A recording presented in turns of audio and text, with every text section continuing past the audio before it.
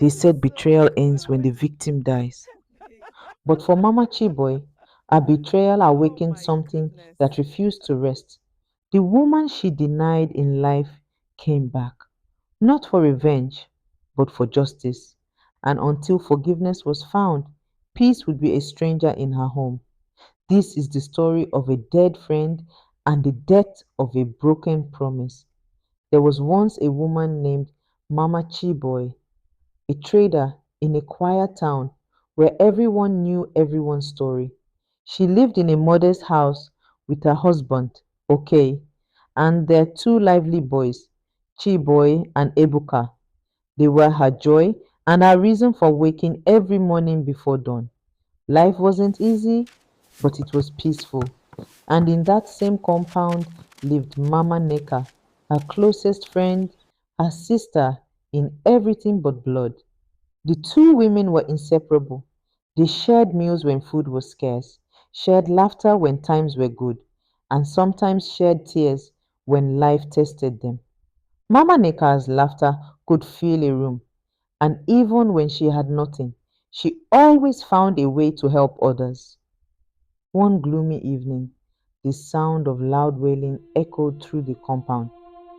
Mama Neka's husband had died suddenly. She cried like someone whose heart had been ripped out. Her husband's people, traditional and heartless, began plotting to take everything from her: the house, the land, even the smallest belongings. To them, a woman without a male child was nothing. Fear and confusion took hold of her. She had only one daughter, and in her husband's village, daughters meant nothing. Late that night, she came knocking at Mama Chiboy's door, trembling, her eyes red from tears. She clutched a small bag filled with her life's possessions: jewelry, savings, important papers. Mama Neka whispered, "Please, my sister, I have no one else. Keep these things for me until I return from the burial. My husband's people are coming to take everything. I don't trust them." Mama Chiboy's heart broke for her. She agreed, even though she knew her husband might not like it. That night, she explained everything to Okay, who frowned deeply. "We don't want another person's problem in this house," he said. "What if they drag us into their family fight?"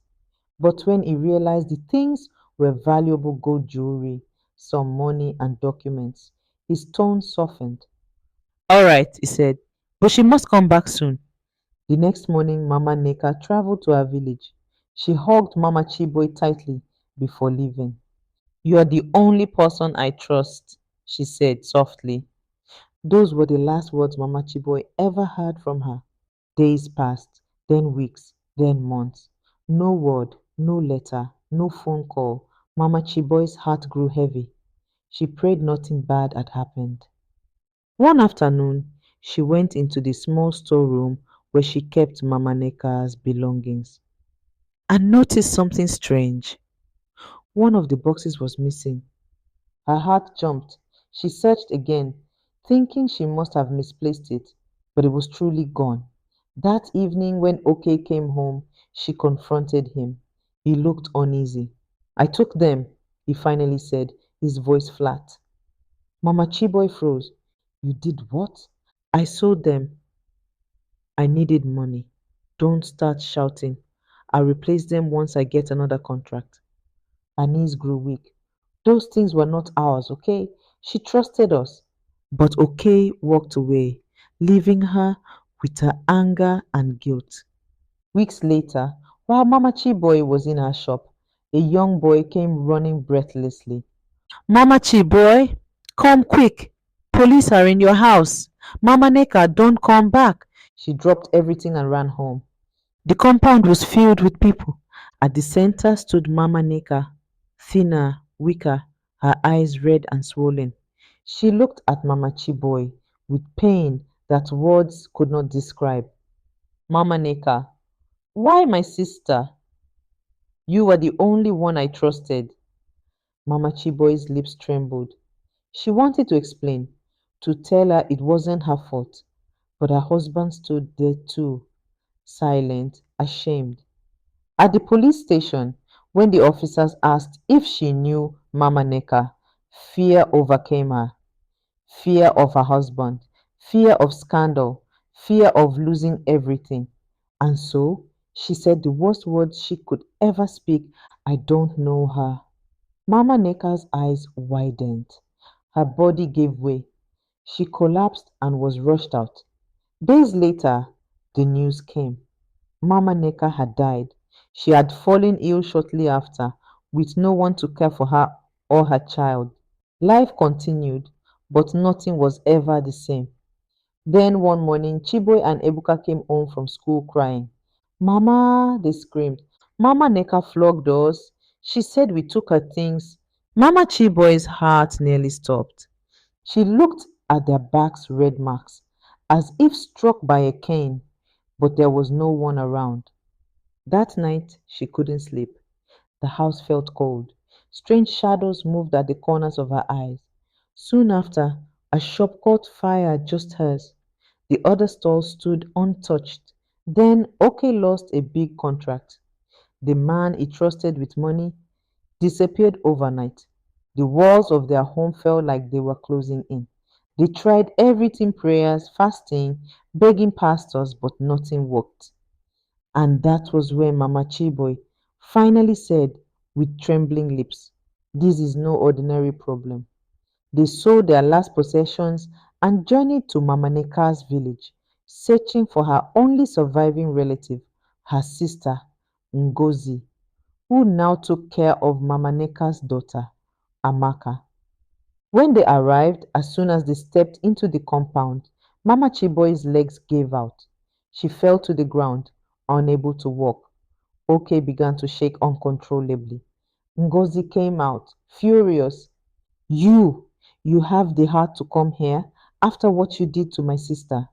Tears streamed down Mama Chiboy's face. Please, forgive us. We came to beg. We've lost everything. Please. Ngozi took them to Mama Neka's grave. The air there was heavy, cold, and filled with sorrow. Mama Chiboy fell on her knees. Neka, my sister, forgive me. I betrayed you when you needed me most. I was afraid, and my fear destroyed everything. The wind howled through the trees. Then, in the dim moonlight, she saw her, the ghost of Mama Neka, standing quietly near the grave. Her face was pale but calm. Why did you betray me, Mama Chiboy? I trusted you more than anyone, Neka said. I don't have an answer, replied Mama Chiboy. All I can say is sorry. I will raise your daughter as my own. I will give her everything you wanted for her. Mama Neka's spirit stared for a long while, then slowly smiled. Mama Neka, then let peace return to you. And she disappeared. That night, for the first time in months, Mama Chiboy slept peacefully. When she woke up the next morning, she could walk again. She ran back to the grave, crying and thanking her friend for mercy. Mama Chiboy took Amaka home with her. She raised her like her own daughter, loved her, cared for her, gave her the education and future her mother had dreamed of. In time, her shop prospered again.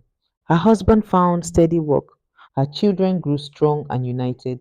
But every morning, before she opened her shop, Mama Chiboy would whisper a quiet prayer: Forgive me again, my sister.